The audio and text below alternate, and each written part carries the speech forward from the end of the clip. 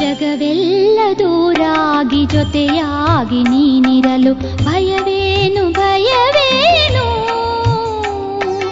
ಭಯವೇನು ತಂದೆ. ಜಗವೆಲ್ಲ ದೂರಾಗಿ ಜೊತೆಯಾಗಿ ನೀನಿರಲು ಭಯವೇನು ಭಯವೇನು ಭಯವೇನು ತಂದೆ. ಜಗವೆಲ್ಲ ಜೊತೆಯಾಗಿ ನೀನೊಬ್ಬ ದೂರಾಗಿ, ಜಗವೆಲ್ಲ ಜೊತೆಯಾಗಿ ನೀನೊಬ್ಬ ದೂರಾಗಿ. ಸುಖವೆಲ್ಲಿ ಸುಖವೆಲ್ಲಿ ಸುಖವೆಲ್ಲಿ ತಂದೆ.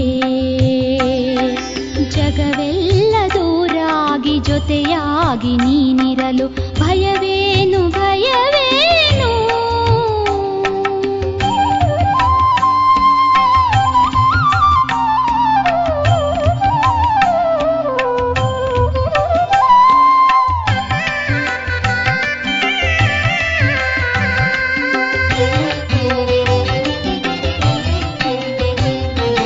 ದಿನಕರನೆ ಜೊತೆಗಿರಲು ದೀಪದ ಬೆಳಕೇಕೆ, ಕಲ್ಪತರು ಜೊತೆಗಿರಲು ಅಲ್ಪರ ಹಂಗೇಕೆ.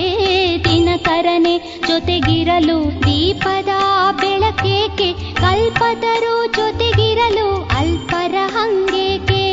ಪರಮಪಿತ ನೀನಿರಲು ಪರರ ಆಶ್ರಯವೇಕೆ. ಪರಮಪಿತ ನೀನಿರಲು ಪರರ ಆಶ್ರಯವೇಕೆ.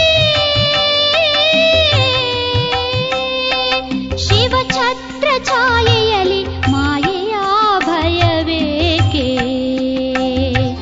ಶಿವಛತ್ರ ಛಾಯೆಯಲಿ ಮಾಯೆಯ ಭಯವೇಕೆ.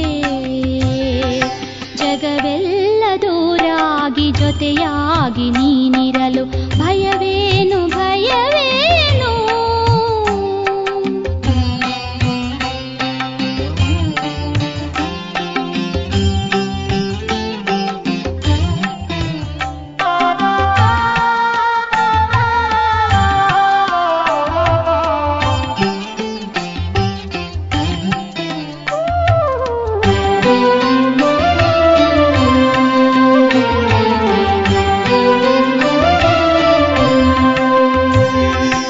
ಅವಿನಾಶಿ ಸಂಬಂಧಿ ಶಿವನೊಬ್ಬ ನೀನಿರಲು ದೇಹಧಾರಿಗಳಲ್ಲಿ ಮೋಹ ಮಮತೆಗಳೇಕೆ.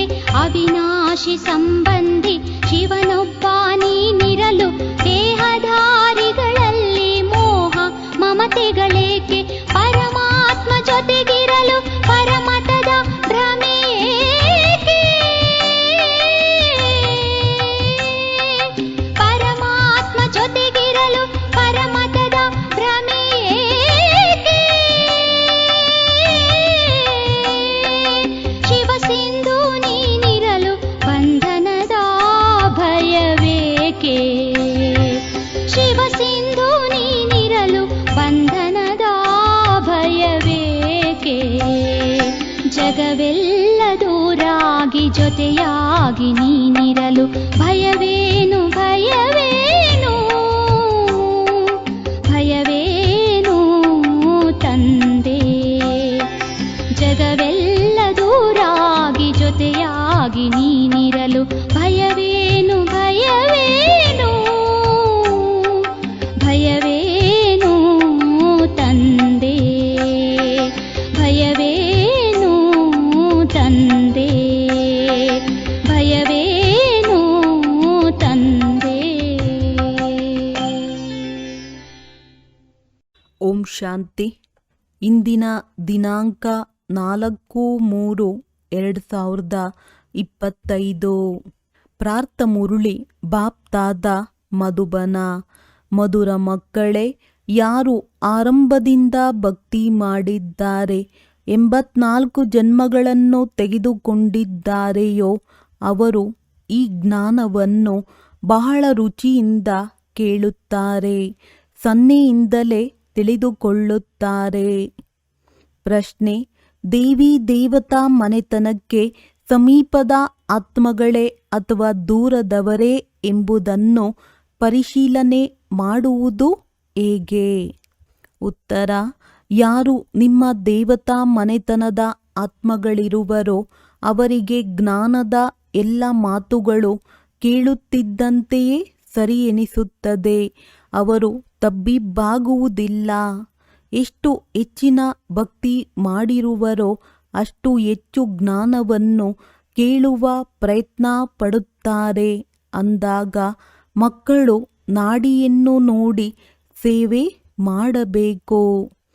ಓಂ ಶಾಂತಿ. ಆತ್ಮೀಯ ತಂದೆಯು ಕುಳಿತು ಆತ್ಮೀಯ ಮಕ್ಕಳಿಗೆ ತಿಳಿಸುತ್ತಾರೆ. ಇದನ್ನು ಮಕ್ಕಳು ತಿಳಿದುಕೊಂಡಿದ್ದೀರಿ. ತಂದೆಯು ನಿರಾಕಾರನಾಗಿದ್ದಾರೆ. ಈ ಶರೀರದ ಮೂಲಕ ಕುಳಿತು ತಿಳಿಸುತ್ತಾರೆ. ನಾವಾತ್ಮಗಳು ಸಹ ನಿರಾಕಾರಿಯಾಗಿದ್ದೇವೆ. ಈ ಶರೀರದಿಂದ ಕೇಳುತ್ತೇವೆ. ಅಂದಾಗ ಈಗ ಇಬ್ಬರು ತಂದೆಯರು ಒಟ್ಟಿಗೆ ಇದ್ದಾರಲ್ಲವೇ? ಇಬ್ಬರು ತಂದೆಯರು ಇಲ್ಲಿದ್ದಾರೆಂಬುದು ಮಕ್ಕಳಿಗೆ ತಿಳಿದಿದೆ. ಇಬ್ಬರು ತಂದೆಯರು ಇಲ್ಲಿದ್ದಾರೆಂಬುದು ಮಕ್ಕಳಿಗೆ ತಿಳಿದಿದೆ. ಮೂರನೆಯ ತಂದೆಯನ್ನಂತೂ ಅರಿತುಕೊಂಡಿದ್ದೀರಿ. ಆದರೆ ಅವರಿಗಿಂತಲೂ ಇವರೇ ಬ್ರಹ್ಮ ಒಳ್ಳೆಯವರಾಗಿದ್ದಾರೆ. ಇವರಿಗಿಂತಲೂ ಶಿವ ತಂದೆಯು ಇನ್ನೂ ಒಳ್ಳೆಯವರಾಗಿದ್ದಾರೆ. Number war ಇದ್ದಾರಲ್ಲವೇ? ಆದ್ದರಿಂದ ಆ ಲೌಕಿಕದಿಂದ ಸಂಬಂಧವು ತುಂಡಾಗಿ ಇವರಿಬ್ಬರೊಂದಿಗೆ ಸಂಬಂಧ ಸೇರ್ಪಡುತ್ತದೆ. ಮನುಷ್ಯರಿಗೆ ಹೇಗೆ ತಿಳಿಸಿಕೊಡಬೇಕು ಎಂಬುದು ತಂದೆಯು ತಿಳಿಸುತ್ತಾರೆ. ನಿಮ್ಮ ಬಳಿ ಮೇಳ ಪ್ರದರ್ಶನಿಯಲ್ಲಿ ಅನೇಕರು ಬರುತ್ತಾರೆ. ಇದು ಸಹ ನಿಮಗೆ ಅರ್ಥವಾಗಿದೆ. ಎಲ್ಲರೂ 84 ಜನ್ಮಗಳನ್ನು ತೆಗೆದುಕೊಳ್ಳುವುದಿಲ್ಲ.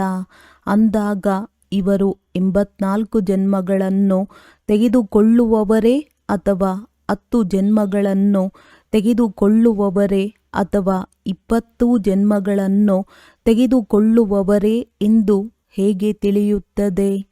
ಈಗ ನೀವು ಮಕ್ಕಳಂತೂ ತಿಳಿದುಕೊಂಡಿರುವಿರಿ. ಯಾರು ಆರಂಭದಿಂದ ಹೆಚ್ಚಿನ ಭಕ್ತಿ ಮಾಡಿರುವರೋ ಅವರಿಗೆ ಫಲವೂ ಸಹ ಅಷ್ಟೇ ಬೇಗನೆ ಮತ್ತು ಒಳ್ಳೆಯ ಫಲವು ಸಿಗುವುದು. ಭಕ್ತಿಯನ್ನು ಸ್ವಲ್ಪ ಮಾಡಿದರೆ ಮತ್ತು ತಡವಾಗಿ ಮಾಡಿದರೆ ಫಲವೂ ಸಹ ಅಷ್ಟೇ ಕಡಿಮೆ ಮತ್ತು ತಡವಾಗಿ ಸಿಗುವುದು. ಇದನ್ನು ತಂದೆಯು ಸೇವೆ ಮಾಡುವ ಮಕ್ಕಳಿಗಾಗಿ ತಿಳಿಸುತ್ತಾರೆ. ತಿಳಿಸಿ, ನೀವು ಭಾರತವಾಸಿಯರಾಗಿದ್ದೀರಿ. ಅಂದ ಮೇಲೆ ನೀವು ದೇವಿ ದೇವತೆಗಳನ್ನು ಒಪ್ಪುತ್ತೀರಾ? ಭಾರತದಲ್ಲಿ ಈ ಲಕ್ಷ್ಮೀನಾರಾಯಣರ ರಾಜ್ಯವಿತ್ತಲ್ಲವೇ? ಯಾರು 84 ಜನ್ಮಗಳನ್ನು ತೆಗೆದುಕೊಳ್ಳುವವರೋ ಆರಂಭದಿಂದ ಭಕ್ತಿ ಮಾಡಿರುವರೋ ಅವರು ಅವಶ್ಯವಾಗಿ ಆದಿ ಸನಾತನ ದೇವಿ ದೇವತಾ ಧರ್ಮವಿತ್ತು ಎಂಬುದು ಬಹಳ ಬೇಗನೆ ಅರ್ಥ ಮಾಡಿಕೊಳ್ಳುತ್ತಾರೆ. ಬಹಳ ರುಚಿಯಿಂದ ಕೇಳತೊಡಗುತ್ತಾರೆ. ಕೆಲವರಂತೂ ಹಾಗೆಯೇ ನೋಡಿಕೊಂಡು ಹೊರಟು ಹೋಗುತ್ತಾರೆ. ಬುದ್ಧಿಯಲ್ಲಿ ಕುಳಿತುಕೊಳ್ಳುವುದಿಲ್ಲವೇನೋ ಎನ್ನುವಂತೆ ಏನನ್ನೂ ಕೇಳದೆಯೇ ಹೊರಟು ಹೋಗುತ್ತಾರೆ. ಅಂಥವರು ಇಲ್ಲಿಯವರೆಲ್ಲವೆಂದು ಅರ್ಥ ಮಾಡಿಕೊಳ್ಳಬೇಕು. ಮುಂದೆ ಹೋದಂತೆ ಅವರು ತಿಳಿದುಕೊಳ್ಳಲು ಬಹುದು. ಕೆಲವರಿಗೆ ತಿಳಿಸಿದ ತಕ್ಷಣ ತಲೆಯನ್ನಲಗಾಡಿಸುತ್ತಿರುತ್ತಾರೆ. ಅವಶ್ಯವಾಗಿ ಈ ಲೆಕ್ಕದಿಂದ ಅವರದ್ದು 84 ಜನ್ಮಗಳು ಸರಿಯಾಗಿದೆ ಎಂದು ತಿಳಿಯುತ್ತದೆ.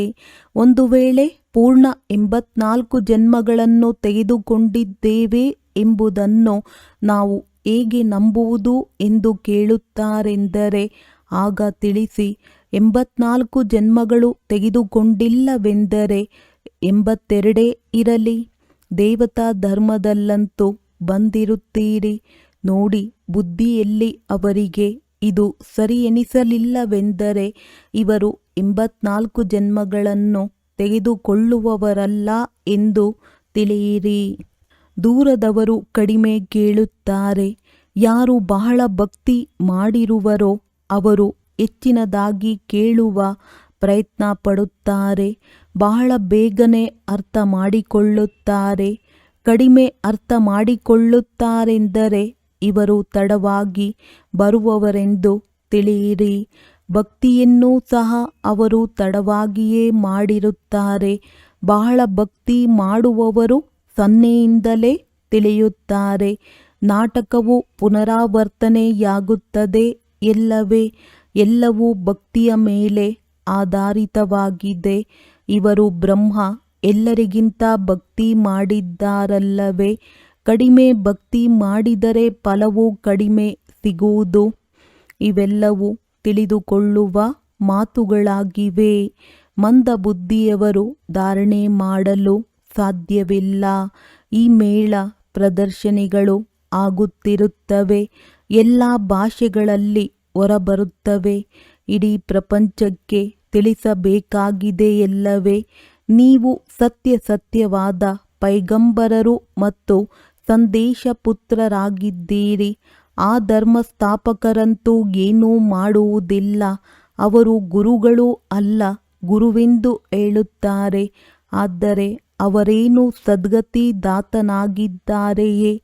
ಅವರು ಪಾತ್ರವನ್ನಭಿನಯಿಸಲು ಬಂದಾಗ ಅವರ ಸಂಸ್ಥೆಯೇ ಇರುವುದಿಲ್ಲ. ಅಂದ ಮೇಲೆ ಯಾರ ಸದ್ಗತಿ ಮಾಡುತ್ತಾರೆ? ಯಾರು ಸದ್ಗತಿ ನೀಡುವರೋ ದುಃಖಧಾಮದಿಂದ ಶಾಂತಿಯಲ್ಲಿ ಕರೆದುಕೊಂಡು ಹೋಗುವರೋ ಅವರೇ ಗುರುಗಳಾಗಿದ್ದಾರೆ. ಕ್ರೈಸ್ಟ್ ಮೊದಲಾದವರು ಗುರುಗಳಲ್ಲ. ಅವರು ಕೇವಲ ಧರ್ಮಸ್ಥಾಪಕರಾಗಿದ್ದಾರೆ. ಅನ್ಯ ಯಾವುದೇ ಸ್ಥಾನಮಾನವಿಲ್ಲ. ಯಾರು ಮೊಟ್ಟಮೊದಲು ಸತೋ ಪ್ರಧಾನತೆಯಲ್ಲಿದ್ದು ನಂತರ ಸತೋ ರಜೋ ತಮೋದಲ್ಲಿ ಬರುವರೋ ಅವರಿಗೆ ಸ್ಥಾನಮಾನವಿರುತ್ತದೆ. ಧರ್ಮಸ್ಥಾಪಕರಂತೂ ತಮ್ಮ ಧರ್ಮ ಸ್ಥಾಪನೆ ಮಾಡಿ ಪುನರ್ಜನ್ಮವನ್ನು ತೆಗೆದುಕೊಳ್ಳುತ್ತಾ ಇರುತ್ತಾರೆ. ಮತ್ತೆ ಯಾವಾಗ ಎಲ್ಲರದ್ದೂ ತಮೋಪ್ರಧಾನ ಸ್ಥಿತಿಯಾಗುವುದೋ ಆಗ ತಂದೆಯು ಬಂದು ಎಲ್ಲರನ್ನೂ ಪವಿತ್ರರನ್ನಾಗಿ ಮಾಡಿ ಕರೆದುಕೊಂಡು ಹೋಗುತ್ತಾರೆ. ಪಾವನರಾದ ಮೇಲೆ ಮತ್ತೆ ಈ ಪತಿತ ಪ್ರಪಂಚದಲ್ಲಿರುವುದಿಲ್ಲ. ಪವಿತ್ರ ಆತ್ಮಗಳು ಮುಕ್ತಿಯಲ್ಲಿ ಹೊರಟು ಹೋಗುತ್ತಾರೆ. ನಂತರ ಜೀವನ್ಮುಕ್ತಿಯಲ್ಲಿ ಬರುತ್ತಾರೆ.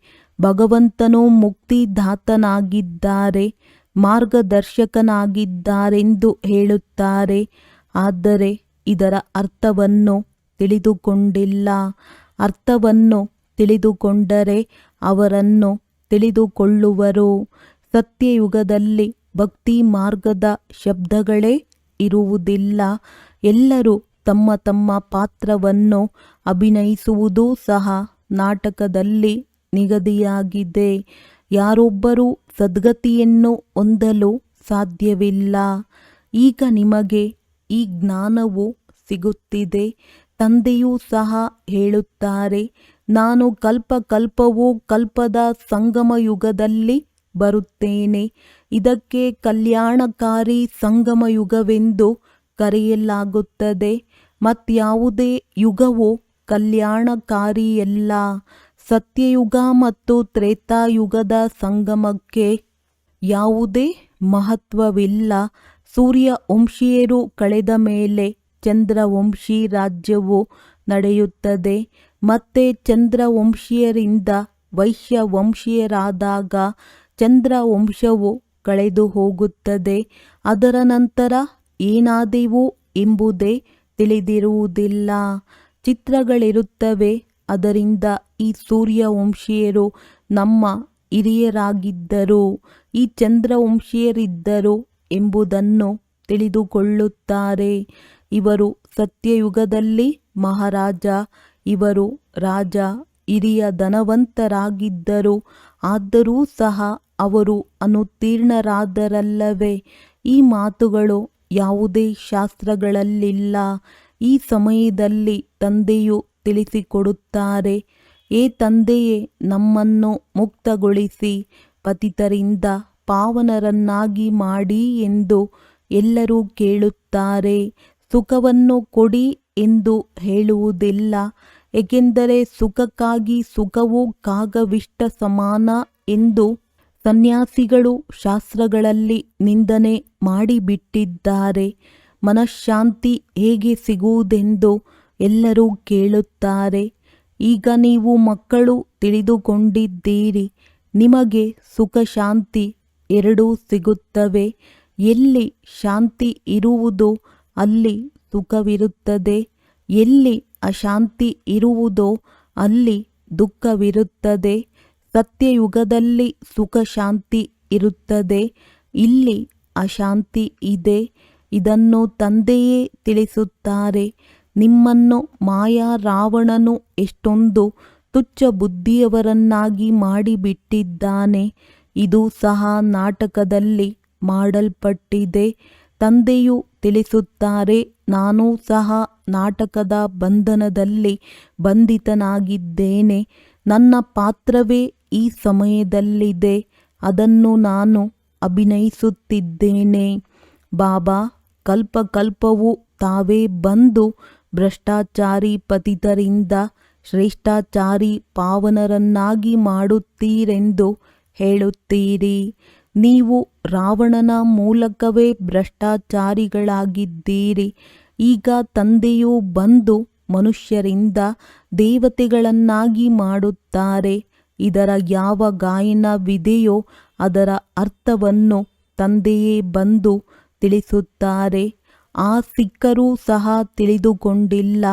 ಅಕಾಲ ಸಿಂಹಾಸನದ ಮೇಲೆ ಕುಳಿತುಕೊಳ್ಳುತ್ತಾರೆ, ಆದರೆ ಅರ್ಥವೇನನ್ನೂ ತಿಳಿದುಕೊಂಡಿಲ್ಲ. ತಂದೆಯು ನಿಮಗೆ ಇದರ ಅರ್ಥವನ್ನು ತಿಳಿಸಿದ್ದಾರೆ. ಆತ್ಮಗಳು ಅಕಾಲ ಮೂರ್ತರಾಗಿದ್ದೀರಿ. ಆತ್ಮಕ್ಕೆ ಈ ಶರೀರವು ರಥವಾಗಿದೆ. ಇದರ ಮೇಲೆ ಅಕಾಲ ಅರ್ಥಾತ್ ಯಾವುದನ್ನು ಕಾಲವು ಕಬ್ಬಳಿಸುವುದಿಲ್ಲವೋ ಅಂತಹ ಆತ್ಮವು ವಿರಾಜಮಾನವಾಗಿದೆ. ಸತ್ಯಯುಗದಲ್ಲಿ ನಿಮ್ಮನ್ನು ಕಾಲವು ಮೃತ್ಯು ಕಬ್ಬಳಿಸುವುದಿಲ್ಲ. ಎಂದಿಗೂ ಅಕಾಲ ಮೃತ್ಯುವಾಗುವುದಿಲ್ಲ.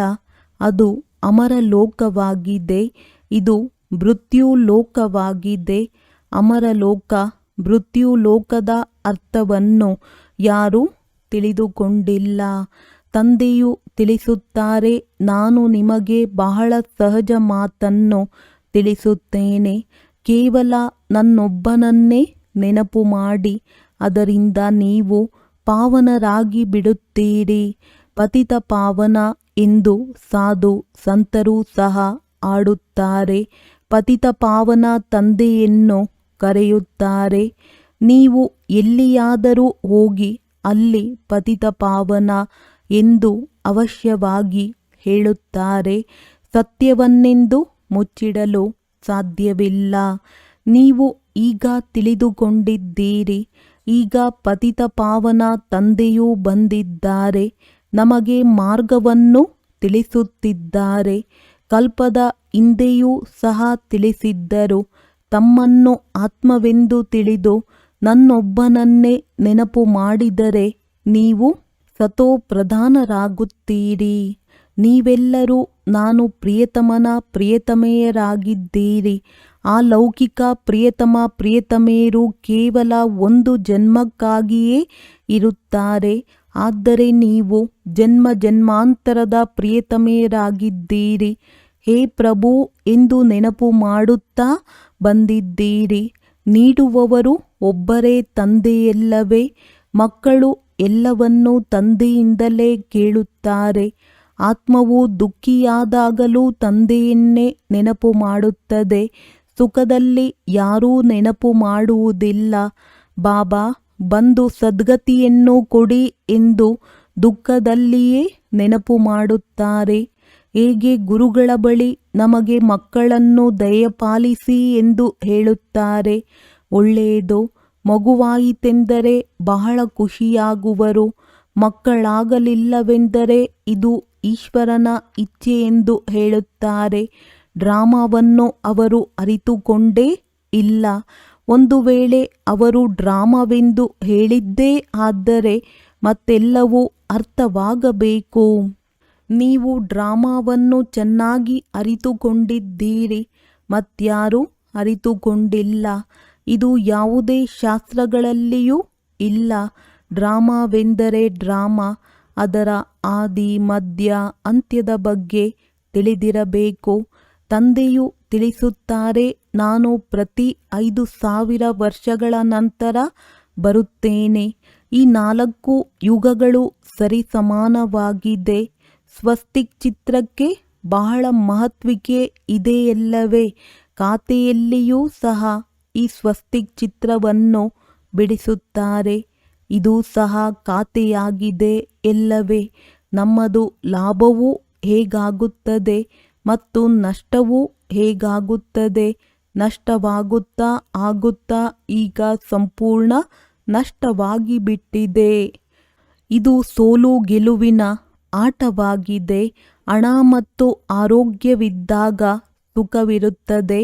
ಹಣ ಆರೋಗ್ಯವಿಲ್ಲವೆಂದರೆ ಸುಖವೂ ಇಲ್ಲ. ನಿಮಗೆ ಆರೋಗ್ಯ ಐಶ್ವರ್ಯ ಎರಡನ್ನೂ ಕೊಡುತ್ತೇನೆ, ಆಗ ಸಂತೋಷವೂ ಇದ್ದೇ ಇರುತ್ತದೆ. ಯಾರಾದರೂ ಶರೀರ ಬಿಟ್ಟರೆ ಇಂಥವರು ಸ್ವರ್ಗಸ್ಥರಾದರೆಂದು ಹೇಳುತ್ತಾರೆ. ಆದರೆ ಒಳಗೆ ದುಃಖಿಯಾಗುತ್ತಿರುತ್ತಾರೆ.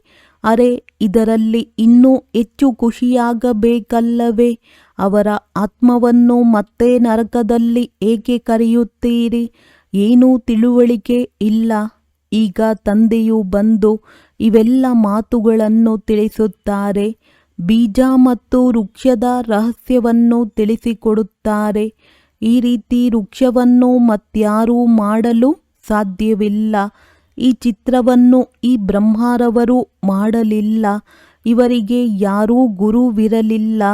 ಒಂದು ವೇಳೆ ಇವರಿಗೆ ಗುರುವಿದ್ದರೆ ಅನ್ಯ ಶಿಷ್ಯರು ಇರುತ್ತಿದ್ದರಲ್ಲವೇ? ಇವರಿಗೆ ಯಾವುದೋ ಗುರುವು ಕಲಿಸಿದ್ದಾರೆ ಅಥವಾ ಪರಮಾತ್ಮನ ಶಕ್ತಿಯು ಪ್ರವೇಶ ಮಾಡುತ್ತದೆ ಎಂದು ಮನುಷ್ಯರು ತಿಳಿಯುತ್ತಾರೆ. ಅರೆ, ಪರಮಾತ್ಮನು ಪ್ರವೇಶಿಸುತ್ತಾರೆಯೇ ಹೊರತು ಪರಮಾತ್ಮನ ಶಕ್ತಿಯು ಹೇಗೆ ಪ್ರವೇಶ ಮಾಡುತ್ತದೆ? ಪಾಪ, ಏನನ್ನೂ ತಿಳಿದುಕೊಂಡಿಲ್ಲ. ಸ್ವಯಂ ತಂದೆಯೇ ತಿಳಿಸುತ್ತಾರೆ, ನಾನು ಸಾಧಾರಣ ವೃದ್ಧನ ತನುವಿನಲ್ಲಿ ಬರುತ್ತೇನೆ, ಬಂದು ನಿಮಗೆ ಓದಿಸುತ್ತೇನೆ ಎಂದು ಹಿಂದೆಯೂ ನಿಮಗೆ ತಿಳಿಸಿದ್ದೇನೋ? ಇದನ್ನು ಇವರು ಬ್ರಹ್ಮ ಸಹ ಕೇಳುತ್ತಾರೆ. ಗಮನವೆಲ್ಲವೂ ನನ್ನ ಮೇಲಿದೆ. ಇವರೂ ಸಹ ವಿದ್ಯಾರ್ಥಿಯಾಗಿದ್ದಾರೆ. ಇವರು ತಮಗೆ ಮತ್ತೇನು ಹೇಳಿಕೊಳ್ಳುವುದಿಲ್ಲ. ಪ್ರಜಾಪಿತನಾದರೂ ವಿದ್ಯಾರ್ಥಿಯಾಗಿದ್ದಾರೆ. ಬಲೆ, ಇವರು ವಿನಾಶವನ್ನು ನೋಡಿದ್ದಾರೆ. ಆದರೆ ಏನೂ ಅರ್ಥವಾಗಲಿಲ್ಲ.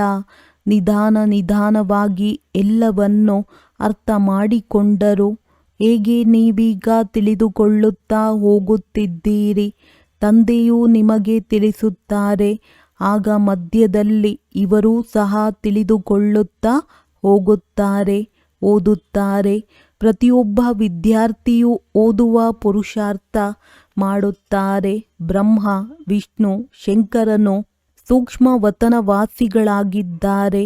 ಅವರ ಪಾತ್ರವೇನೆಂಬುದನ್ನು ಯಾರೂ ತಿಳಿದುಕೊಂಡಿಲ್ಲ. ತಂದೆಯು ಪ್ರತಿಯೊಂದು ಮಾತನ್ನು ತಾವಾಗಿಯೇ ತಿಳಿಸುತ್ತಾರೆ. ನೀವು ಯಾವುದೇ ಪ್ರಶ್ನೆಯನ್ನು ಕೇಳುವ ಅವಶ್ಯಕತೆ ಇಲ್ಲ. ಮೇಲೆ ಶಿವ ಪರಮಾತ್ಮನಿದ್ದಾರೆ. ಅವರ ನಂತರ ದೇವತೆಗಳು ಅಂದ ಮೇಲೆ ಅವರನ್ನು ಸೇರಿಸಲು ಹೇಗೆ ಸಾಧ್ಯ? ಈಗ ನೀವು ಮಕ್ಕಳು ತಿಳಿದುಕೊಂಡಿದ್ದೀರಿ. ತಂದೆಯು ಬಂದು ಇವರಲ್ಲಿ ಪ್ರವೇಶ ಮಾಡುತ್ತಾರೆ. ಆದ್ದರಿಂದ ಬಾಪ್ ದಾದಾ ಎಂದು ಹೇಳಲಾಗುತ್ತದೆ. ತಂದೆಯು ಬೇರೆ, ಈ ದಾದಾ ಬೇರೆಯಾಗಿದ್ದಾರೆ. ಶಿವನು ತಂದೆ, ಈ ದಾದಾರವರು ಬ್ರಹ್ಮನಾಗಿದ್ದಾರೆ. ಆಸ್ತಿಯು ಶಿವ ತಂದೆಯಿಂದ ಸಿಗುತ್ತದೆ ಎಲ್ಲವೇ? ಬ್ರಹ್ಮನ ಮಕ್ಕಳೇ ನೀವೆಲ್ಲರೂ ಬ್ರಾಹ್ಮಣರಾದಿರಿ.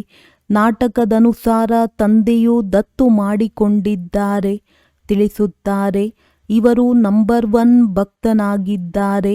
84 ಜನ್ಮಗಳನ್ನು ಸಹ ಇವರೇ ತಿಳಿದುಕೊಂಡಿದ್ದಾರೆ ಮತ್ತು ಇವರಿಗೆ ಶ್ಯಾಮ ಸುಂದರನೆಂದು ಹೇಳುತ್ತಾರೆ. ಸತ್ಯಯುಗದಲ್ಲಿ ಕೃಷ್ಣನಾಗಿದ್ದಾಗ ಇವರು ಸುಂದರನಾಗಿದ್ದರು. ಈ ಕಲಿಯುಗದಲ್ಲಿ ಶ್ಯಾಮನಾಗಿದ್ದಾರೆ. ಪತಿತನಾಗಿದ್ದಾರಲ್ಲವೇ, ಈಗ ಪುನಃ ಪಾವನರಾಗುತ್ತಾರೆ. ನೀವು ಸಹ ಇದೇ ರೀತಿ ಪಾವನರಾಗುತ್ತೀರಿ. ಇದು ಕಬ್ಬಿಣದ ಸಮಾನ ಪ್ರಪಂಚ, ಅದು ಚಿನ್ನದ ಸಮಾನ ಪ್ರಪಂಚವಾಗಿದೆ. ಈ ಏಣಿಯ ಚಿತ್ರದ ಬಗ್ಗೆ ಯಾರಿಗೂ ತಿಳಿದಿಲ್ಲ. ಕೊನೆಯಲ್ಲಿ ಯಾರು ಬರುವರೋ ಅವರು 84 ಜನ್ಮಗಳನ್ನು ತೆಗೆದುಕೊಳ್ಳುವುದಿಲ್ಲ. ಅವರು ಅವಶ್ಯವಾಗಿ ಕಡಿಮೆ ಜನ್ಮಗಳನ್ನು ತೆಗೆದುಕೊಳ್ಳುತ್ತಾರೆ. ಅಂದ ಮೇಲೆ ಅವರನ್ನು ಏಣಿಯ ಚಿತ್ರದಲ್ಲಿ ತೋರಿಸಲು ಹೇಗೆ ಸಾಧ್ಯ? ತಂದೆಯು ತಿಳಿಸುತ್ತಾರೆ, ಎಲ್ಲರಿಗಿಂತ ಹೆಚ್ಚಿನ ಜನ್ಮಗಳನ್ನು ಯಾರು ತೆಗೆದುಕೊಳ್ಳುತ್ತಾರೆ, ಎಲ್ಲರಿಗಿಂತ ಕಡಿಮೆ ಜನ್ಮಗಳನ್ನು ಯಾರು ತೆಗೆದುಕೊಳ್ಳುತ್ತಾರೆ. ಇದು ಜ್ಞಾನವಾಗಿದೆ. ತಂದೆಯೇ ಜ್ಞಾನಪೂರ್ಣ ಪತಿತ ಪಾವನನಾಗಿದ್ದಾರೆ. ಆದಿ ಮಧ್ಯ ಅಂತ್ಯದ ಜ್ಞಾನವನ್ನು ತಿಳಿಸುತ್ತಿದ್ದಾರೆ. ಸನ್ಯಾಸಿಗಳೆಲ್ಲರೂ ನೇತಿ ನೇತಿ ನಮಗೆ ಗೊತ್ತಿಲ್ಲ ಎಂದು ಹೇಳುತ್ತಾ ಬಂದಿದ್ದಾರೆ. ತಮ್ಮ ಆತ್ಮವನ್ನೇ ತಿಳಿದುಕೊಂಡಿಲ್ಲವೆಂದರೆ ಮತ್ತೆ ತಂದೆಯನ್ನು ಹೇಗೆ ತಿಳಿದುಕೊಳ್ಳುತ್ತಾರೆ? ಕೇವಲ ನಾಮ ಮಾತ್ರ ಹೇಳುತ್ತಾರೆ. ಈಗ ಆತ್ಮವೆಂದರೇನೆಂದು ತಿಳಿದುಕೊಂಡಿಲ್ಲ. ಈಗ ನಿಮಗೆ ಅರ್ಥವಾಗಿದೆ. ಆತ್ಮವು ಅವಿನಾಶಿಯಾಗಿದೆ. ಅದರಲ್ಲಿ 84 ಜನ್ಮಗಳ ಅವಿನಾಶಿ ಪಾತ್ರವು ನಿಗದಿಯಾಗಿದೆ. ಇಷ್ಟು ಸೂಕ್ಷ್ಮವಾದ ಆತ್ಮದಲ್ಲಿ ಎಷ್ಟೊಂದು ಪಾತ್ರವು ನಿಗದಿಯಾಗಿದೆ. ಯಾರು ಒಳ್ಳೆಯ ರೀತಿಯಲ್ಲಿ ಕೇಳುತ್ತಾರೆ ಮತ್ತು ತಿಳಿದುಕೊಳ್ಳುತ್ತಾರೆಯೋ ಅವರು ಸಮೀಪದವರೆಂದು ತಿಳಿಯಲಾಗುತ್ತದೆ. ಬುದ್ಧಿಯಲ್ಲಿ ಕುಳಿತುಕೊಳ್ಳಲಿಲ್ಲವೆಂದರೆ ಅವರು ತಡವಾಗಿ ಬರುವವರಾಗಿರುವರು. ತಿಳಿಸುವ ಸಮಯದಲ್ಲಿ ನಾಡಿ ನೋಡಬೇಕಾಗಿದೆ. ತಿಳಿಸುವವರು ಸಹ ನಂಬರ್ವಾರ್ ಇದ್ದಾರಲ್ಲವೇ? ನಿಮ್ಮದು ಇದು ವಿದ್ಯೆಯಾಗಿದೆ. ರಾಜಧಾನಿಯು ಸ್ಥಾಪನೆಯಾಗುತ್ತಿದೆ. ಇದರಲ್ಲಿ ಕೆಲವರು ಶ್ರೇಷ್ಠಾತಿ ಶ್ರೇಷ್ಠ ರಾಜ್ಯ ಪದವಿಯನ್ನು ಪಡೆಯುತ್ತಾರೆ. ಇನ್ನು ಕೆಲವರು ಪ್ರಜೆಗಳಲ್ಲಿ ನೌಕರರು ಚಾಕರರಾಗುತ್ತಾರೆ. ಆದರೆ ವಿಚಿತ್ರವೇನೆಂದರೆ ಸತ್ಯಯುಗದಲ್ಲಿ ಯಾವುದೇ ದುಃಖವಿರುವುದಿಲ್ಲ. ಅದಕ್ಕೆ ಸುಖಧಾಮ ಸ್ವರ್ಗವೆಂದು ಕರೆಯಲಾಗುತ್ತದೆ. ಸ್ವರ್ಗವಿತ್ತು ಅದು ಕಳೆದು ಹೋಗಿದೆ. ಆದ್ದರಿಂದಲೇ ನೆನಪು ಮಾಡುತ್ತಾರಲ್ಲವೇ? ಸ್ವರ್ಗವು ಮೇಲಿರಬೇಕೆಂದು ಮನುಷ್ಯರು ತಿಳಿಯುತ್ತಾರೆ. ದಿಲ್ವಾಡ ಮಂದಿರದಲ್ಲಿ ನಿಮ್ಮ ಸಂಪೂರ್ಣ ನೆನಪಾರ್ಥವಿದೆ. ಆದಿದೇವ ಮತ್ತು ಆದಿದೇವಿ ಹಾಗೂ ಮಕ್ಕಳು ಕೆಳಗೆ ತಪಸ್ಸಿನಲ್ಲಿ ಕುಳಿತಿದ್ದಾರೆ. ಮೇಲೆ ರಾಜಧಾನಿಯು ನಿಂತಿದೆ. ಮನುಷ್ಯರು ಅದನ್ನು ದರ್ಶನ ಮಾಡುತ್ತಾರೆ, ಹಣ ಇಡುತ್ತಾರೆ, ಆದರೆ ಏನನ್ನೂ ತಿಳಿದುಕೊಂಡಿಲ್ಲ. ನೀವು ಮಕ್ಕಳಿಗೆ ಜ್ಞಾನದ 3ನೆಯ ನೇತ್ರವು ಸಿಕ್ಕಿದೆ. ನೀವು ಎಲ್ಲದಕ್ಕಿಂತ ಮೊದಲನೆಯದಾಗಿ ತಂದೆಯ ಚರಿತ್ರೆಯನ್ನು ತಿಳಿದುಕೊಂಡಿದ್ದೀರಿ. ಅಂದ ಮೇಲೆ ಮತ್ತೇನು ಬೇಕು? ತಂದೆಯನ್ನು ಅರಿತುಕೊಳ್ಳುವುದರಿಂದ ಮತ್ತೆಲ್ಲವೂ ಅರ್ಥವಾಗುತ್ತದೆ. ಅಂದ ಮೇಲೆ ಖುಷಿಯಾಗಬೇಕು. ಏಕೆಂದರೆ ನಿಮಗೆ ತಿಳಿದಿದೆ, ನಾವೀಗ ಹೋಗಿ ಚಿನ್ನದ ಮೆಹಲುಗಳನ್ನು ಕಟ್ಟುತ್ತೇವೆ, ಅಲ್ಲಿ ರಾಜ್ಯ ಮಾಡುತ್ತೇವೆ.